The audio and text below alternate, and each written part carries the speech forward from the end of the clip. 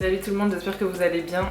Je me présente, je m'appelle Seina Abou, je suis coach et j'aide les femmes introverties à reprendre confiance en elles. D'où le fait de faire cette vidéo sur les femmes introverties. Dans cette vidéo, je vais te parler d'introversion, ce que c'est et comment tu peux faire pour devenir une femme introvertie et épanouie. Si ça t'intéresse, continue à regarder la vidéo.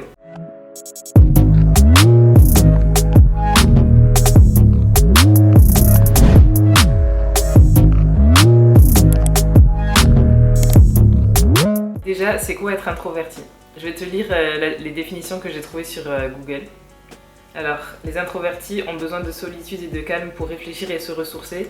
Ils ne sont pas toujours bien vus dans la société car jugés trop sérieux, trop réservés et très solitaires. Cependant, les qualités des personnes introverties sont précieuses, y compris dans un cadre professionnel. Ensuite, il y a être introverti est un trait de personnalité qui se caractérise par un intérêt tourné vers son monde intérieur, le calme, la fuite des stimulations externes. Même si l'introversion s'oppose à l'extraversion, personne n'est jamais complètement l'un ou l'autre. On peut tout à fait être introverti et avoir confiance en soi. Et être introverti ne veut pas forcément dire qu'on est une personne timide.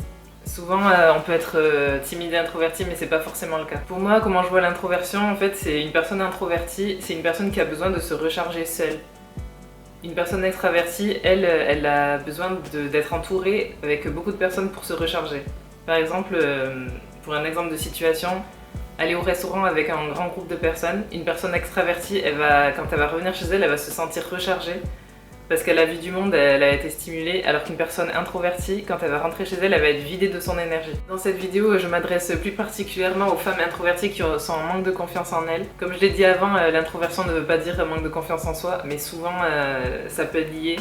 Parce qu'en fait, en tant qu'introvertie dans une société d'extravertis, souvent on se sent bizarre, on se dit j'ai un problème, je suis pas comme les autres. On peut avoir la croyance parfois qu'on peut pas être nous-mêmes. Je suis moi-même une femme introvertie. Si je me souviens bien, j'ai commencé à devenir timide au collège.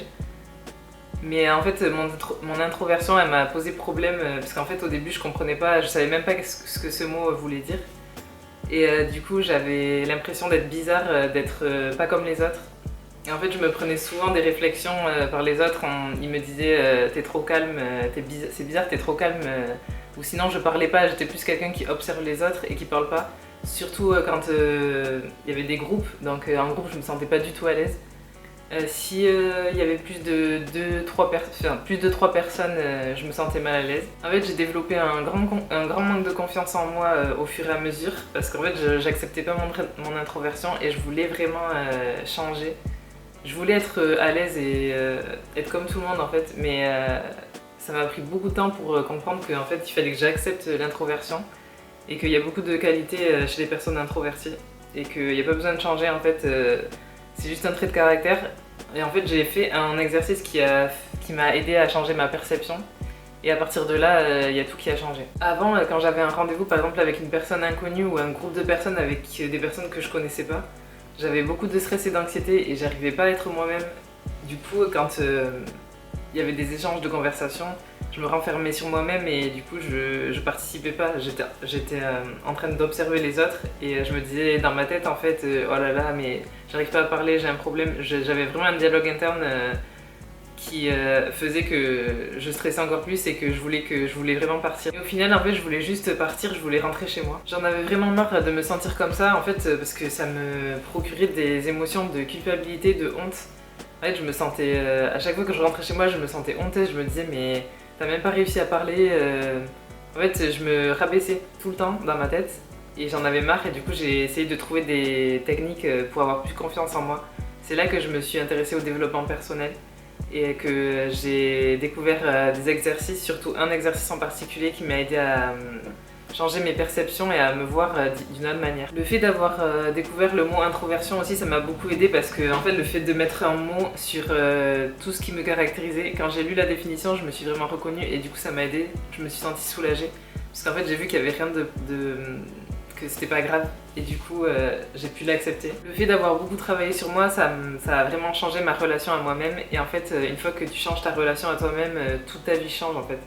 Et maintenant je me sens beaucoup mieux avec moi-même, je me sens sereine, en harmonie. J'ai plus vraiment de dialogue qui me rabaisse autant qu'avant. J'ai appris en fait à stabiliser mes émotions et ça va beaucoup mieux. Et en fait Tout ça, ça a fait que j'ai vécu une vraie transformation. Grâce à tous ces exercices, en fait, j'ai beaucoup plus de compassion envers moi-même. En séance de coaching, on va pouvoir travailler ensemble sur ta relation à toi-même.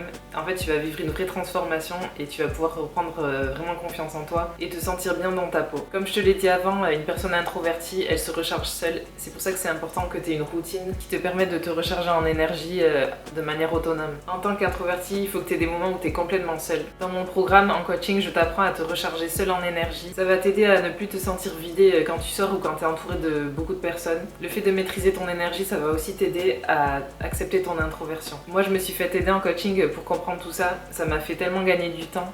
Ça m'a fait gagner beaucoup de confiance en moi. Si ça te pèse vraiment dans ta vie, que tu as un manque de confiance en toi, que tu n'arrives pas à t'accepter tel que tu es, il faut vraiment que tu passes à l'action parce qu'il y a beaucoup d'exercices de coaching qui aident vraiment et en tout cas pour moi ça a tout changé. Si tu as un manque de confiance en toi, mon conseil ça serait de travailler sur ton image de soi, ton estime de soi et ton amour de soi. C'est vraiment trop important en fait de le travailler. Il faut savoir que ça se travaille. Il y a des personnes qui pensent que la confiance en soi c'est inné, mais non pas du tout. On peut passer de quelqu'un qui n'a pas du tout confiance en soi à quelqu'un qui a beaucoup de confiance en soi et qui connaît sa valeur. Travailler sur tout ça, ça va t'aider à t'accepter tel que tu es. Tu vas arrêter de te juger. Souvent en tant qu'introverti, comme je te l'ai dit avant, on a parfois des sentiments de honte et de culpabilité de ne pas être comme les autres, de ne pas se sentir à l'aise en groupe ou en présence de personnes. En fait, on a l'impression d'être inintéressant souvent. En fait, ça c'est une perception que tu as, mais c'est pas forcément la réalité. Et le fait d'apprendre à gérer tes émotions, ça va beaucoup t'aider à te sentir mieux.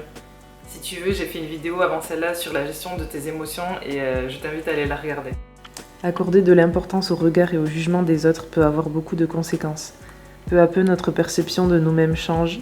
Tu accordes beaucoup trop de confiance dans le reflet que les autres ont de toi, jusqu'au point où tu n'honores pas qui tu es et ce que tu es en train de devenir parce que tu ne crois pas assez en toi.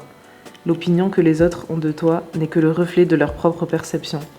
Reprends ton pouvoir, tu peux apprendre et choisir de percevoir ta propre beauté intérieure et avoir de la compassion et gentillesse envers toi-même.